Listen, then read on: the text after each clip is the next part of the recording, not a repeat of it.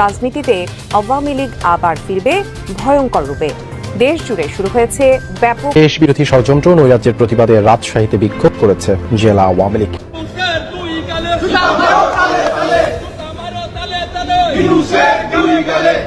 যে মার্চ মাসের মধ্যে শেখ হাসিনাকে দেশে ফেরানোর যে তৎপরতা, সেই তৎপরতা রয়েছে এবং শেখ হাসিনাকে দেশে ফেরা নিয়ে যে জল্পনা, সেই জল্পনা নিয়ে কিন্তু ইতিমধ্যে সারা বিশ্ব যেমন মাতামাতি করছে, তেমন ভারতে যেহেতু শেখ হাসিনা ভারতে রয়েছেন, সেখানে কিন্তু ভারতের একটা দায়বদ্ধতা রয়েছে। সেই সেনা প্রধান গ্রেপ্তার হতে পারেন কিনা এরকম একটা বিষয়, এইরকম একটা জায়গায় দাঁড়িয়ে কিন্তু আমরা কালকে বিশদে এটা বলেছি, আজকে অতটা বিশদে বলছি না, যে বাংলাদেশ আর্মির একটা বড় অংশ পাকিস্তান আইএসআই একদম ক্যাপচার করে রেখেছে, যেটা ভারতের জাতীয় নিরাপত্তার ক্ষেত্রে একটা থ্রেট। 8ই আগস্ট ডক্টর ইউনূস বলছিলেন যে তার নিয়োগকর্তা হচ্ছে বৈষম্য বিরোধী ছাত্র আন্দোলনের যারা আছেন এই ছাত্ররা। যেই নালে উত্থান, ওই নালেই কিন্তু মাঝে মাঝে বিনাশ হয়। যেমন ধরেন, শেখ হাসিনা ব্যক্তিগতভাবে গিয়া তো কাউরে থাপড়ায় নাই, কোনো ব্যবসায়ীর কাছে চান্দা চায় নাই, তাই না? অথবা ধরেন ঘোষের জন্য টাকা দাবি করে না ব্যক্তিগতভাবে, কিন্তু তার যে চেলা চামুন্ডা মন্ত্রী, এমপি, লোকাল পর্যায়ের যে ইউনিয়নের নেতা, ছাত্রলীগ, যুবলীগ যারা ছিল, তারা যখন অপকর্ম করত, বদনাম হইতো কার? আপনার অন্তরে গোস্বা আসতো কার প্রতি? যে সরকার পাল্টালে ভারত বাংলাদেশ সম্পর্কের পরিবর্তন আসতে পারে। ভারতের সেনাপ্রধান, এটা কি আভ্যন্তরীণ ক্ষেত্রে হস্তক্ষেপ না? বাংলাদেশের আভ্যন্তরীণ বিষয়ে এই বক্তব্যটা কি হস্তক্ষেপ না? ইউনিভার্সিটিতে প্রতিবাদ হয়েছে, ছাত্রীরা গভীর রাতে রাস্তায় নেমেছেন, শিক্ষকরা তাদের প্রতিবাদ জানিয়েছেন, জনগণ মাঠে নেমেছে, মাগুরার আদালতের মানুষজন অবস্থান করেছে, বিক্ষোভ দেখিয়েছে, পিটিয়েছে যারা অভিযুক্ত, তাদেরকে আদালতে আনার পর রাস্তা অবরোধ হয়েছে, অনেক কিছু। এত ছোট শিশু ধর্ষণের ঘটনা আমাদের দেশে খুব অভাবনীয় না? আসসালামু আলাইকুম রহমতুল্লাহ, সবাই কেমন আছেন? আশা করি সবাই অনেক অনেক ভালো এবং সুস্থ আছেন। সবাইকে স্বাগতম জানাচ্ছি আমাদের আরেক নতুন ভিডিওতে। প্রতিদিনের মতো আমি আপনাদের সৈয়দ ফারুকী। দর্শক, আজকের ভিডিও টাইটেল এবং থাম্বনেল দেখে ইতিমধ্যে বুঝতে পেরেছেন কি বিষয়টা নিয়ে কথা বলবো। খুবই গুরুত্বপূর্ণ একটা বিষয় নিয়ে কথা বলার জন্য চলে আসলাম আপনাদের মাঝে। আপনারা জানেন ইতিমধ্যে দেশের যে রাজনীতি বা দেশের যে বর্তমানে চলমান পরিস্থিতি চলতেছে, তার ধারাবাহিকতায় আজকের ভিডিওর অংশবিশেষ। আপনারা ইতিমধ্যে ভিডিওর শুরুতে বেশ কিছু অংশবিশেষ দেখেছেন, যে অংশবিশেষগুলো দেখে বুঝতে পেরেছেন আজকের ভিডিওটি কতটুকু গুরুত্বপূর্ণ হতে চলেছে। তাই সবাইকে আমি অনুরোধ করবো, সবাই এক মুহূর্ত না টেনে আজকের ভিডিওটি ধৈর্য সহকারে দেখে আপনার মতামত কমেন্টে জানাবেন। দর্শক, আর বেশি কথা বলাচ্ছি না, আমরা একটা ভিডিও ফুটেজের মাধ্যমে বিস্তারিত দেখে আসবো। তার আগে আপনাদের কাছে ছোট্ট একটি অনুরোধ জানিয়ে রাখতে চাই, যারা আমাদের এই চ্যানেলটিতে এখন নতুন আছেন, প্লিজ দয়া করে আমাদের চ্যানেল সাবস্ক্রাইব করে আমাদের চ্যানেলে একজন সদস্য হয়ে যান। ধন্যবাদ সবাইকে। আর বেশি কথা বলাচ্ছি না, আমরা একটা ভিডিও ফুটেজের মাধ্যমে একটু বিস্তারিত দেখে আসবো। এর মধ্যে শেখ হাসিনাকে দেশে ফেরানোর যে তৎপরতা, সেই তৎপরতা রয়েছে এবং শেখ হাসিনাকে দেশে ফেরা নিয়ে যে জল্পনা, সেই জল্পনা নিয়ে কিন্তু ইতিমধ্যে সারা বিশ্ব যেমন মাতামাতি করছে, তেমন ভারতে যেহেতু শেখ হাসিনা ভারতে রয়েছেন, সেখানে কিন্তু ভারতের একটা দায়বদ্ধতা রয়েছে। সেই জায়গায় দাঁড়িয়ে যে বাংলাদেশের সীমান্তে এলাকায় আবারও দ্বিতীয়বারের দেখা গেল যে ভারতীয় সেনাদের মহড়া, এবং এই মহড়ার পাশাপাশি বাংলাদেশের যে শেখ হাসিনাকে ফেরাতে কি যুদ্ধ ঘোষণা করতে চাইছে, এই সমস্ত বিষয় আজকে আমরা আলোচনা করব। আমাদের সঙ্গে রয়েছে আমাদের সহকর্মী প্রতিনিধি রাজা মজুমদার। অর্থাৎ যে বিষয়টা মূলত জানার, যেখানে আমরা দেখলাম যে দ্বিতীয়বার সেনার মহড়া হলো এবং সেখানে বাংলাদেশের যে প্রধানমন্ত্রী, সাবেক প্রধানমন্ত্রী শেখ হাসিনা, তাকে ফেরানোর জন্য ভারত কি কোনোভাবে যুদ্ধে যেতে পারে? দেখো, এই প্রসঙ্গটা খুব ঘোরাফেরা করছে, পুরো আলোচনার মধ্যে রয়েছে, চর্চার মধ্যে রয়েছে। দেখো, একটা ব্যাপারে এখানে বলার আগে একটু ভূমিকা হিসাবে ডোনাল্ড ট্রাম্পের প্রসঙ্গ এখানে উল্লেখ করাটা খুব প্রয়োজন। কারণ ডোনাল্ড ট্রাম্প ক্ষমতায় আসার পর মানে 1 মাস হতে চলল, এই 1 মাসের মধ্যে না ভূ রাজনৈতিক পরিস্থিতি গোটা পৃথিবীর বিভিন্ন প্রান্তে ভূ রাজনৈতিক যে পরিস্থিতি, সেটা হু করে পরিবর্তন হচ্ছে। যেমন আমরা দেখেছি যে দীর্ঘমেয়াদী যে ইসরায়েল সিরিয়া যুদ্ধ চলছিল, সেটা এক নিমিষে বন্ধ হয়ে যাওয়ার উপক্রম। আবার ইউক্রেন রাশিয়া যুদ্ধ বিগত 1.5 বছর ধরে চলছে, সেটাও প্রায় বন্ধের মুখে। হ্যাঁ, তা এইরকম একটা পরিস্থিতি নিয়ে তোমার মনে হতেই পারে বা সকলেই ভাবছেন যে ডোনাল্ড ট্রাম্প এখন শান্তির দূত হয়ে সারা পৃথিবীতে যুদ্ধ থামাতে লেগেছে। তো সেরকম একটা পরিস্থিতিতে ভারতে যুদ্ধ হবে এবং ট্রাম্প সেটা মেনে নেবেন, সেটা কি করে হয়? একদম। আবার ঠিক বিপরীত ভাবে একটা জিনিস দেখলাম যে দেখেছি যে গত 13ই ফেব্রুয়ারি সম্ভবত যে ডোনাল্ড ট্রাম্প তিনি পরিষ্কার বলে দিলেন যে বাংলাদেশটা প্রধানমন্ত্রী মোদী দেখে নেবেন। এবার ভারত যদি সোজা আঙুলে ঘি না তুলতে পারে আঙুল দেখাবে। আঙুল দেখানো মানে একটা যুদ্ধ পরিস্থিতি জাতীয় কিছু একটা হবে, সেটা ধরে নিতে হবে। তাহলে যেখানে ডোনাল্ড ট্রাম্প আসার পর ইসরায়েল গাজা পরিস্থিতি ঠিক হয়ে গেল, হ্যাঁ, সিরিয়া সাইড হয়ে গেল, আবার ওইটা দিকে আমরা দেখছি যে ইউক্রেনকে একদম পুরো মানে দাবিয়ে দিয়ে যুদ্ধটাকে বন্ধ করার একটা রাস্তা তৈরি করে ফেললো। এরকম একটা পরিস্থিতির মধ্যে তাহলে ভারতে কি করে যুদ্ধ হবে? কিন্তু একটা কথা মাথায় রাখতে হবে যে ওই দিকটা একরকম আর এই দিকটা মানে আমাদের দক্ষিণ এশিয়ার পরিস্থিতি একটু আলাদা। এখানে ভারত আর চীন দুজনে কিন্তু যথেষ্ট একটা বড় খুঁটি হয়ে দাঁড়িয়ে আছে, যারা মোটামুটি মার্কিন যুক্তরাষ্ট্রের সমকক্ষ না হলেও প্রতিপক্ষ হতে পারে। আচ্ছা, ঠিক আছে। ফলে এই দুটো দেশকে বাদ দিয়ে মার্কিন যুক্তরাষ্ট্র কিন্তু খুব একটা এগোতে পারবে না, পিছোতেও পারবে না। সেই জন্য ডোনাল্ড ট্রাম্প মোদীকে কিছুটা পাশে নেওয়ার চেষ্টা করছে, যেখানে তার একদম ঘোষিত শত্রু চীনকে তো পাশে পাবে না, তাহলে পাশে আমি টানছি মোদীকে, এরকম একটা ব্যাপার। আবার যদি শুল্ক যুদ্ধটাকে ধরে রাখো, এক্ষেত্রে শুল্ক যুদ্ধটা যে খুব বড় একটা যুদ্ধে পরিণত হবে সেটা আলাদা বিষয়, সেটা কিন্তু আমাদের এই আলোচনার বিষয় নয়। হ্যাঁ, শুল্ক যুদ্ধ অন্য পার্ট। আসল ব্যাপারটা হচ্ছে যে এই দক্ষিণ এশিয়ার ভূরাজনৈতিক পরিস্থিতি এখন কেমন।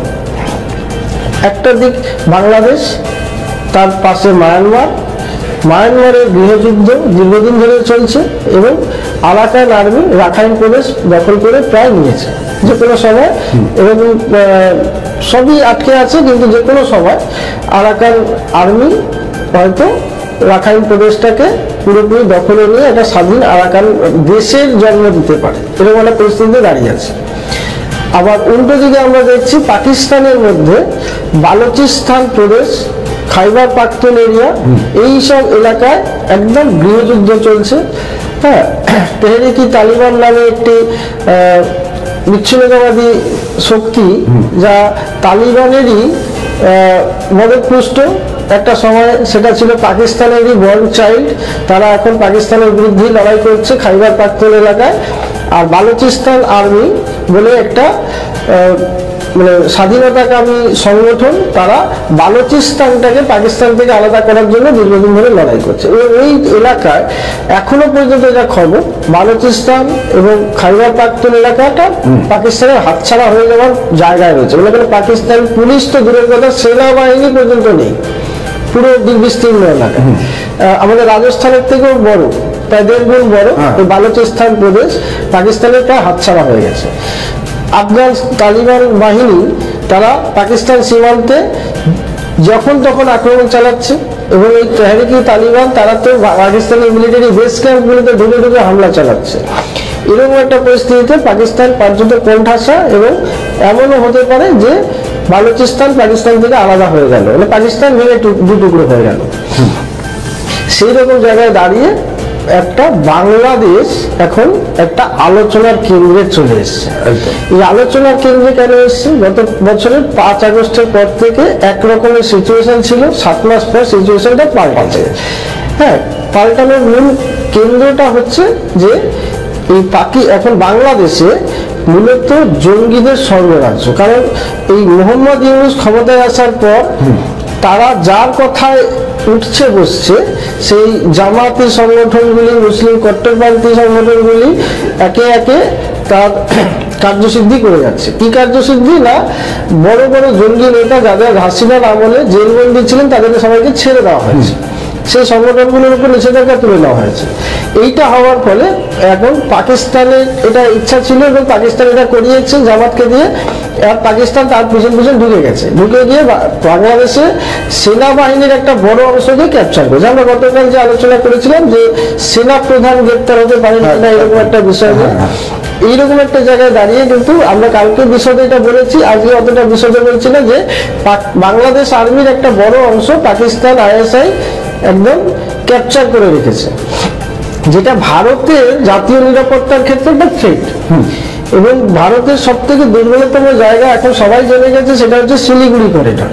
এই শিলিগুড়ি করিডরটা মাত্র 22-23 কিলোমিটারের একটা চওড়া ছোট্ট ভূখণ্ড, এক পাশে নেপাল, এক পাশে বাংলাদেশ, ভুটান, মানে এত ছোট একটা অংশ, যেটা দিয়ে টোটাল উত্তর পূর্বাঞ্চলের 7খানা রাজ্য বা 7 সিস্টার্সের টোটাল রসদ পরিবহন হয়।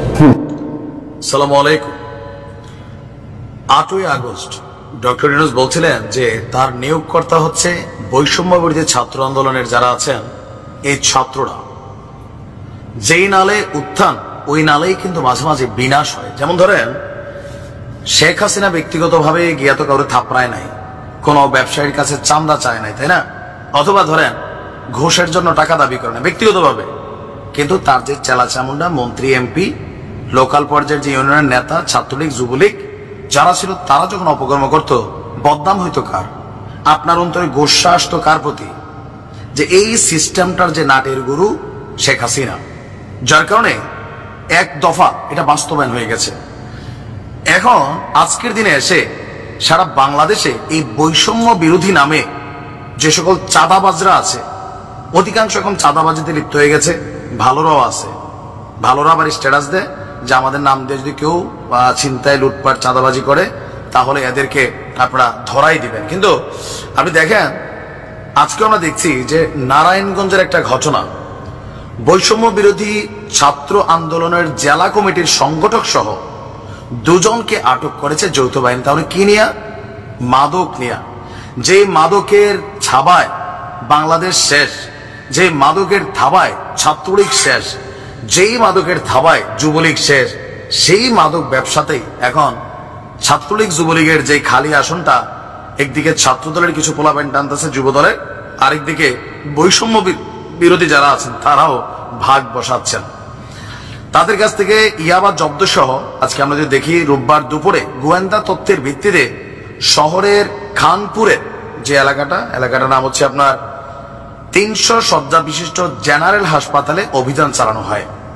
আটক 2জন হলেন বৈষম্য বিরোধী ছাত্র আন্দোলনের জেলা সংগঠক মোহাম্মদ জিদান এবং হাসপাতালের দালাল ইকবাল হোসেন। এই ঘটনায় জিদানকে সংগঠন থেকে বহিষ্কার করা হয়েছে। আর আমি আবারও বলি, দেখেন বহিষ্কার, এই খেলা আওয়ামী লীগও খেলছে, বিএনপিও খেলছে, কিন্তু দলকে কি ঠিক রাখতে পারছে? না। আপনার হাতে যখন ক্ষমতা আছে, আপনার উচিত আপনার দলের কেউ যদি কোনো অপকর্ম করে তার বিরুদ্ধে আইনগত ব্যবস্থা দলের পক্ষ থেকে নেন।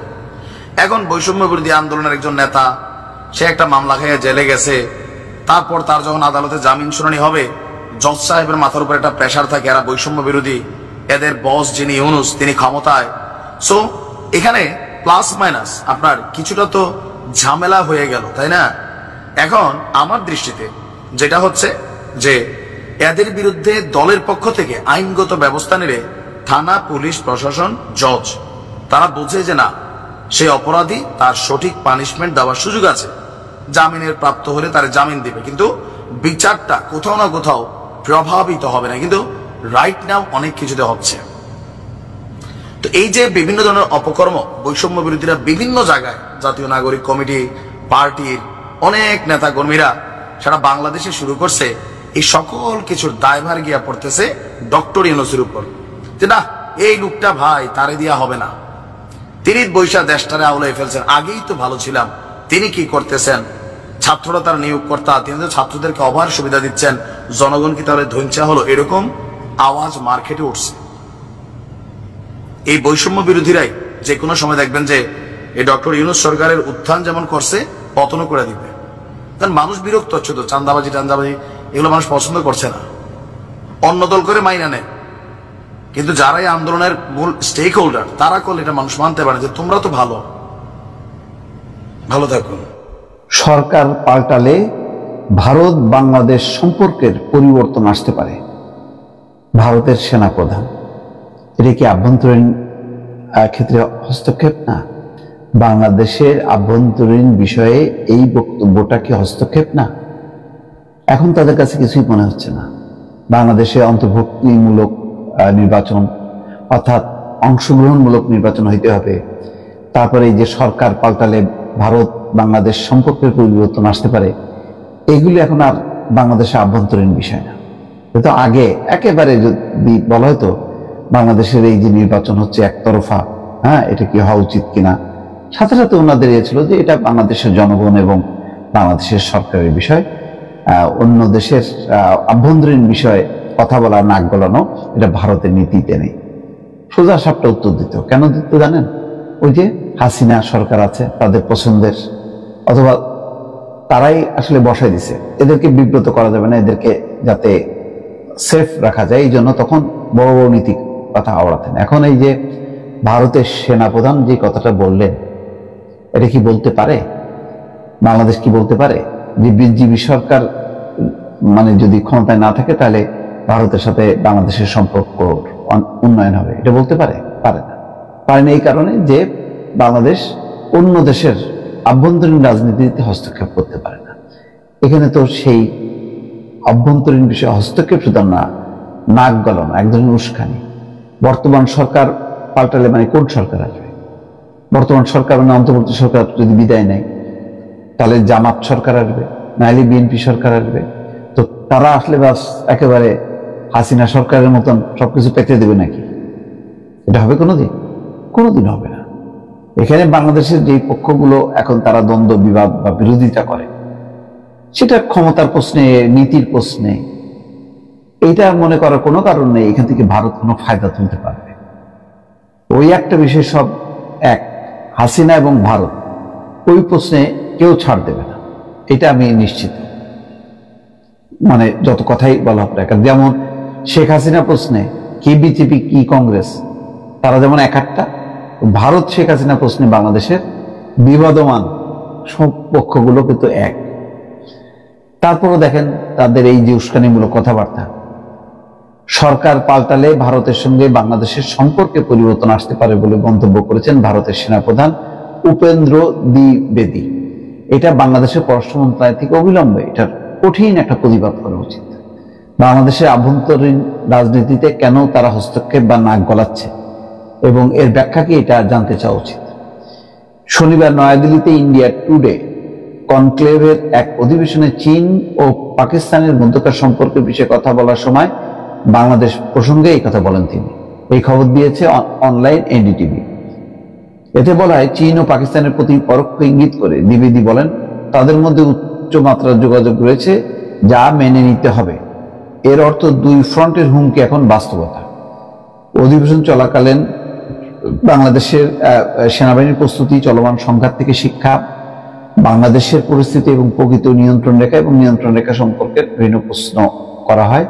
যাক, বাংলাদেশ ইস্যুতে ভারতের সেনাপ্রধান বলছেন যে বাংলাদেশের ভূমিকা নিয়ে এখন সিদ্ধান্ত নিলে তা অনেক তড়িৎ সিদ্ধান্ত হবে। সেখানে সরকারের পরিবর্তন হলে ভারতের সঙ্গে বাংলাদেশের সম্পর্কের পরিবর্তন আসতে পারে। কেননা আমি এই বিষয়ে খুব স্পষ্ট যে বর্তমান সামরিক বাহিনীর অর্থাৎ বাংলাদেশের সঙ্গে আমাদের সম্পর্ক খুবই শক্তিশালী। আমাদের মধ্যে নিয়মিত নোট বিনিময় হয়, যাতে কোনো ধরনের দ্বিধা দ্বন্দ্ব এড়ানো যায়। এই হলো অবস্থা। তো ঠিক আছে, বাংলাদেশের সাথে ভারতের নোট বিনিময় হয়, তো বাংলাদেশের সাথে এখন পাকিস্তানের হবে, নেপালের হবে, ভুটানের হবে, শ্রীলঙ্কার হবে, অসুবিধা তো নেই। কিন্তু বাংলাদেশের সরকার পাল্টাইলে সম্পর্কের মানে পরিবর্তন হবে, তার মানে খুব মধুর সম্পর্ক হবে, এইরকম কোনো কমিটমেন্ট কি কোনো রাজনৈতিক দল দিছে? এটা তো বাংলাদেশের আভ্যন্তরীণ রাজনীতিতে উস্কে দেওয়া মতো, যে ইউনুসে ফেলা দাও, তোমাদেরকে আমরা সাপোর্ট করব, তেমনটা হয়ে গেল না। দর্শক ভালো থাকবেন, আল্লাহ হাফেজ। মাগুরার বিভৎস ধর্ষণ ঘটনাটি নিয়ে সারা দেশ ফুঁসে উঠেছে। বিভিন্ন ইউনিভার্সিটিতে প্রতিবাদ হয়েছে, ছাত্রীরা গভীর রাতে রাস্তায় নেমেছেন, শিক্ষকরা তাদের প্রতিবাদ জানিয়েছেন, জনগণ মাঠে নেমেছে, মাগুরার আদালতে মানুষজন অবস্থান করেছে, বিক্ষোভ দেখিয়েছে। পিটিয়েছে যারা অভিযুক্ত, তাদেরকে আদালতে আনার পর রাস্তা অবরোধ হয়েছে, অনেক কিছু। এত ছোট শিশু ধর্ষণের ঘটনা আমাদের দেশে খুব অভাবনীয় না? আমরা চাই বা না চাই, মানি বা না মানে, একটা ভীষণ বর্বর কিছু মানুষ এই সমাজে বসবাস করে, যারা ধর্ষণ করা ইটসেলফ বিভৎস বর্বরতা। কিন্তু এরকম শিশু বা তার চেয়ে কম বয়সের শিশুর ধর্ষিত হওয়ার খবর আমাদের দেশে আসে। আমরা এতটাই বর্বর কিছু মানুষ আমাদের এই সমাজে আছে। যাই হোক, সেটা নিয়ে আলাপ করছি, কিন্তু আমার কাছে মনে হয় এই ঘটনাটাকে কেন্দ্র করে কিছু অপ্রিয় কথা একটু বলা দরকার। কারণ আমরা যেভাবে এই ব্যাপারটাকে ডিল করতে চাইছি, যেভাবে দেখতে চাইছি, তার মধ্যে ফ্ল আছে, ভুল আছে, এবং হয়তো ঝুঁকি আছে এভাবে বলার। তারপরও আমি সবসময় ঝুঁকিগুলো নিয়েছি। এই আবেগের মুহূর্তেই কয়েকটা অপ্রিয় কথা বলা দরকার। আমরা খেয়াল করছি ধর্ষকের ফাঁসি চাওয়া হচ্ছে। নট অনলি দ্যাট, ইন্টারেস্টিংলি যারা রাস্তা অবরোধ করেছেন মাগুরার আদালত থেকে বেরিয়ে, তাদের বক্তব্য হচ্ছে 180 দিন, আদালত 180 দিন সময় বেঁধে দিয়েছেন এবং 30 কার্য দিবসের মধ্যে তদন্তের কথা বলেছেন। আমাদের আইন উপদেষ্টাও কথা বলেছেন, আমি আসবো সেই জায়গায়। কিন্তু তারা বলছেন 24 ঘন্টার মধ্যে আসামিদের মৃত্যুদণ্ড চান, না হলে তারা ঘরে ফিরে যাবেন না। আমরা আবেগ বুঝি, কিন্তু একই সাথে একটা রাষ্ট্রের জনগোষ্ঠীকে পলিটি হয়ে ওঠার কথা আমরা আলাপ করি, বা আমরা সহজ ভাষায় যদি বলি নাগরিক হয়ে ওঠার কথা যদি বলি, তাহলে আসলে আমরা এভাবে চাইতে পারি? এই প্রশ্ন আছে। বা আমরা সবাই মিলে, আমি এনাদের কথা বলছি না, আমাদের বিভিন্ন ইউনিভার্সিটিতে যেসব স্টুডেন্টরা গতকাল গভীর রাতে প্রটেস্ট করেছেন, তারা সবাই ফাঁসি চেয়েছেন। মানে ফাঁসি, মৃত্যুদণ্ড দিলেই অপরাধ কমে যায়। মানে আমাদের সমাজে এও এক ব্যাধি বলেই আমি মনে করি। ফাঁসির সাথে কোনো একদিন কথা বলবো, মৃত্যুদণ্ডের সাথে অপরাধ কমার কোরিলেশন আসলে নেই। এটা নিয়ে প্রচুর স্টাডি আছে। মৃত্যুদণ্ড শাস্তি হিসাবে মানবাধিকার বিরোধী, এই আলাপও আছে। সেই আলাপে এখন ঢুকছি না, কিন্তু মৃত্যুদণ্ড ঘোষণা করে দিলেই হবে। আমাদের প্রবলেমটাকে মৃত্যুদণ্ড ঘোষণা করায়। খেয়াল করি 2020 সালে আমাদের এই ধর্ষণের আইনের ক্ষেত্রে মৃত্যুদণ্ড যুক্ত করা হয়েছিল। কাগজে কলমে কিন্তু এখনো মৃত্যুদণ্ড আছে। তার মানে যারা আন্দোলন করছেন তারা মৃত্যুদণ্ডগুলো কার্যকর করার কথা বলছেন, এটা তাদের বক্তব্যে মনে হতে পারে। তাহলে এটা একটা দিক গেল। মানে আমরা মৃত্যুদণ্ড থাকলে ভালো হতে পারে, অপরাধ কমানো যেতে পারে আমরা মনে করছি। আমি আরেকটা উদাহরণ দিতে পারি, বাংলাদেশেরই উদাহরণ। বাংলাদেশে এই যখন মাদক নিয়ে প্রচুর কথাবার্তা হলো, চাপ তৈরি হলো, আবার মাদক নিয়ন্ত্রণ করতে হবে। আমরা অনেকে জানি না মাদকদ্রব্য নিয়ন্ত্রণ আইনে 25 গ্রাম মাদক, বিশেষ কিছু মাদকের মধ্যে ইনফ্যাক্ট ইয়াবাও আছে, 25 গ্রাম মাদক রাখার জন্য কারো মৃত্যুদণ্ড দেয়া সম্ভব। তো এই মৃত্যুদণ্ডকে আমাদের মাদকদ্রব্যর ব্যবহার, ব্যবসা, এটার চোরাচালান সবকিছু কমিয়েছে। বা মৃত্যুদণ্ড তো হাতে নাতেই দেখা যাচ্ছিল, আমরা এভাবে বলতে পারি। মাদকের বিরুদ্ধে, চলজয় যুদ্ধে মাদকের বিরুদ্ধে ঘোষণা দিয়ে আওয়ামী লীগের সময় র্যাব অভিযানে নেমেছিল। তখন প্রতিদিন অ্যাভারেজ একজনের বেশি মানুষকে খুন করা হতো ঠান্ডা মাথায়। মাদক কারবারি, তারা মাদক কারবারি ছিল, এটা ভুলো না। সিনহা রাশেদ হত্যাকাণ্ডের কারণে সেই অভিযানটা থামে, কিন্তু তার আগে 250-এর বেশি মানুষ হত্যাকাণ্ডের শিকার হয় 4-5 মাসের মধ্যেই। তো এই রকম হত্যাকাণ্ড, মৃত্যুদণ্ড তো সাক্ষাৎ দেখা যাচ্ছে। ইয়াবা কমেছিল? উত্তর হচ্ছে না। ওই সময়ই পত্রপত্রিকায় রিপোর্ট এসছে ইয়াবা পরিবহন বেড়েছে এবং সারা দেশে সাপ্লাইয়ের কোনো অভাব হয়নি। সো মৃত্যুদণ্ড তো হচ্ছিল, এমনকি কোর্টের প্রসিডিওরে একটা সময় আছে, সে সময়ও লাগছে না, মুহূর্তেই ধরে কাউকে খুন করে ফেলা হচ্ছে। যে কেউ খুন হয়ে যেতে পারেন, কিন্তু এই পারসেপশন, এই ভীতি ইয়াবা ব্যবসা কমায়নি, ইয়াবার চোরাচালান কমায়নি। সে আলোচনায় পরে যাই, কি করা উচিত আসলে। এর মধ্যে আমরা খেয়াল করব যে জনগণের চাপেই বোধ করি সরকার রিয়্যাক্ট করছেন। আমি আইন উপদেষ্টা বলেছেন সংবাদ সম্মেলনে, তিনি বলছেন নারী ও শিশু নির্যাতন দমন আইনে পরিবর্তনের উদ্যোগ নেওয়া হয়েছে। তিনি বলেন আগে মামলা তদন্তকারী কর্মকর্তা পরিবর্তন হতো, এই জন্য মামলার কাজ শেষ হতে দেরি হতো। আমরা যে সংশোধনী আনবো সেখানে বলবো তদন্তকারী কর্মকর্তা যাকে নির্দিষ্ট করা হয়েছে তাকেই তদন্ত কাজ সম্পন্ন করতে হবে নির্দিষ্ট সময়ের মধ্যে। তদন্তকারী কর্মকর্তা পরিবর্তন করা যাবে না। I think it's good. তিনি বলেন ধর্ষণ মামলা তদন্তের সময়ও আমরা অর্ধেক করে দিচ্ছি। আগে ছিল 30 দিন, সেটা আমরা এখন 15 দিন করে দিচ্ছি। বিচারের সময় আমরা অর্ধেক করে দিচ্ছি। ধর্ষণের মামলার বিচার 90 দিনের মধ্যে শেষ করতে হবে। আসিফ নজরুল বলেন বিচার 90 দিনের মধ্যে শেষ না হওয়ার অজুহাতে কাউকে জামিন দেওয়া যাবে না। বর্তমানে রয়েছে 180 দিনের মধ্যে বিচার না হলে জামিন দেওয়া যেত। সংশোধিত আইন অনুযায়ী ধর্ষণ মামলার ক্ষেত্রে কোনো জামিন দেওয়া যাবে না। জামিন অযোগ্য মামলায় জামিন দেওয়া যায় বিচারকের যদি ডিসক্রিপশন থাকে। কিন্তু এরকম আইনের একটা খুব খারাপ দিক আছে, মানে এই যে সরকারও পপুলিস্ট ডিমান্ডকে অ্যাড্রেস করার চেষ্টা করছেন, আমি মনে করি দ্যাটস ব্যাড, খুবই খারাপ কথা। আমি জানি আপনাদের অনেকে ভালো লাগছে না কথাগুলো শুনতে। নারী নির্যাতন এবং এই ধর্ষণ রিলেটেড মামলাগুলো একটা বিরাট অংশ ফেক। নারী নির্যাতনের মামলায় প্রচুর ফেক মামলা আছে। আপনারা যে কেউ আপনাদের পরিচিত লয়ারদের কাছে জিজ্ঞেস করবেন যে কত নারী এই ধরনের ফেক মামলা করে হয়রানির জন্য।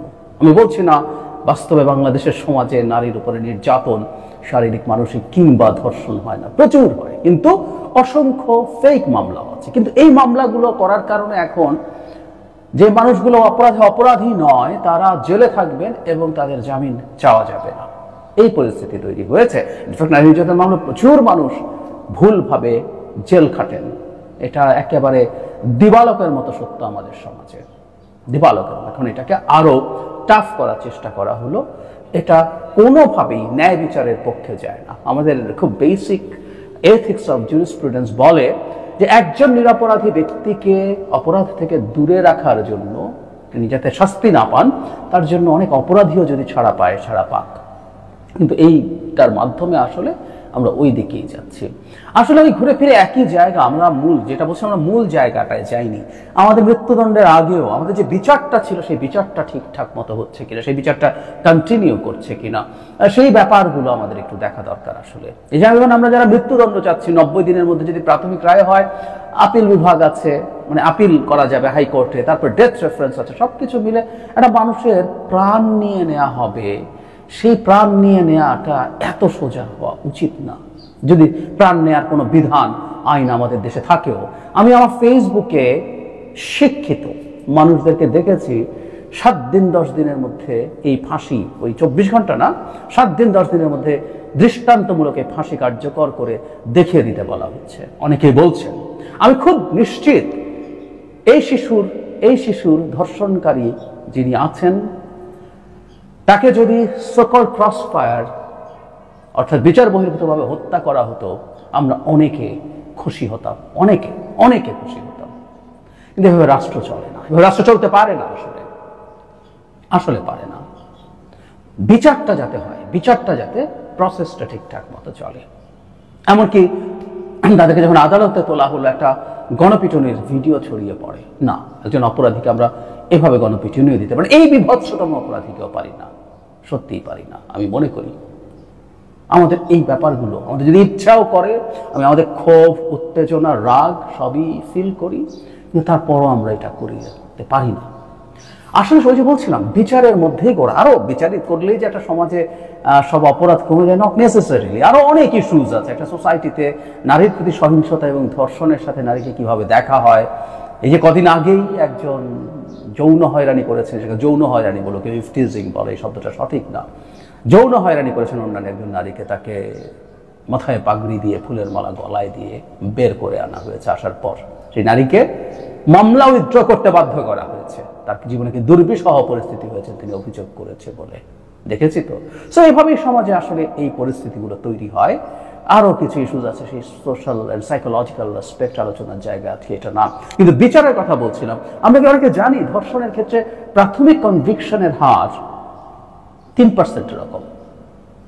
এরপর এটা আপিল হওয়া, মানে হাইকোর্টে আপিল ভেঙে যাওয়া, শেষ পর্যন্ত আর কতটুকু যায় আমি এই ডেটা আর খুঁজে পাইনি। আমি বেশ কিছুদিন আগে একটা লেখার জন্য এটা খুঁজতে গিয়ে পেয়েছিলাম 3%-এরও কম কনভিকশন হয়। হ্যাঁ, 100% যে ধর্ষণ মামলা আছে এর মধ্যে বিরাট একটা অংশ ফেক মামলা, সত্যিকার অর্থে এটাই মিথ্যা মামলা করা হয়, প্রচুর করা হয়। সরিয়ে রাখি, তারপরও আমি তাত্ত্বিকভাবে বলছি, যদি অর্ধেক মামলা আমরা বাদ দিয়ে দেই যেগুলো মিথ্যা মামলা ছিল, এটা অর্ধেক হবে না, অর্ধেকের কমই হবে, কিন্তু অর্ধেকও যদি হয়, অর্ধেক মামলা আছে তার মধ্যে মানে 50%-এ 3%, তার নিচে 2.5%-এর আশেপাশে, তো 100% হলে 5% আসলে, তাহলে 50%-এর 2.5%-এর 5% মামলার প্রাথমিক কনভিকশন হয়।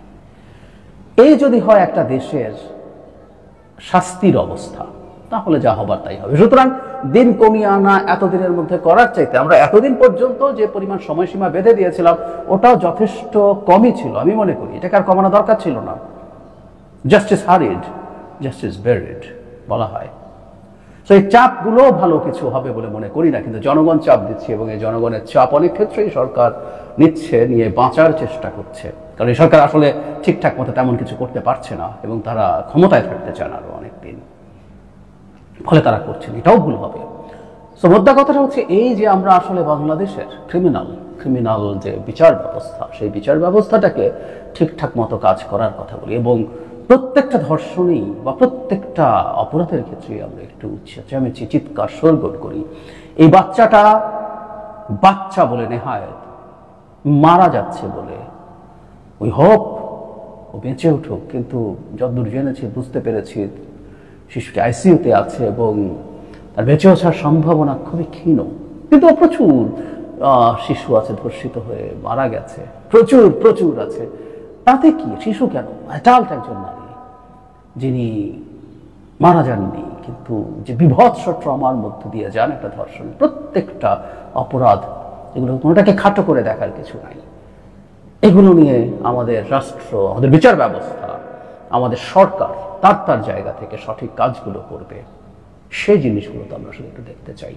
এবং একটা সমাজে ইনসাফ, ন্যায় বিচার নিশ্চিত করবে সরকার, বিচার বিভাগ সবাই মিলে রাষ্ট্র ন্যায় বিচার নিশ্চিত করবে, এবং প্রত্যেকটা ক্ষেত্রে। শুধু কোনোটা শোরগোল অনেক বেশি হলে সেটা নিয়ে মুহূর্তে আইন পাল্টে ফেলবো, এই ধরনের অ্যাটিটিউডের চাইতে, ধরনের পপুলিস্ট অ্যাটিটিউডের চাইতে দীর্ঘমেয়াদে এই কাজগুলো করতে হবে। তাহলে অন্তত একটা দিক আমাদের ডেট্রয়েন্ট হিসাবে কাজ করবে, যে বিচার হয়। কিন্তু বিচারই আসলে একমাত্র ডেট্রয়েন্ট না, লটস অফ ইস্যুস। আরেকদিন কথা বলবো। তো প্রিয় দর্শক, এই বিষয়গুলো আপনার মতামত দ্রুত কমেন্টে জানিয়ে ফেলেন। আর যারা আমাদের চ্যানেলটিতে এখন নতুন আছেন, প্লিজ দয়া করে আমাদের চ্যানেল সাবস্ক্রাইব করে সাথে থাকবেন। যারা ইতিমধ্যে সাবস্ক্রাইব করেছেন তাদেরকে অসংখ্য ধন্যবাদ। যারা সাবস্ক্রাইব করবে না তাদের উদ্দেশ্যে একটি কথা বলবো, আমাদের চ্যানেলের সাথে থাকুন, দেখতে ভালো লাগবো, ভালোবাসা হয়ে যাবে ইনশাআল্লাহ। ভালো থাকবেন, সুস্থ থাকবেন, আল্লাহ হাফিজ।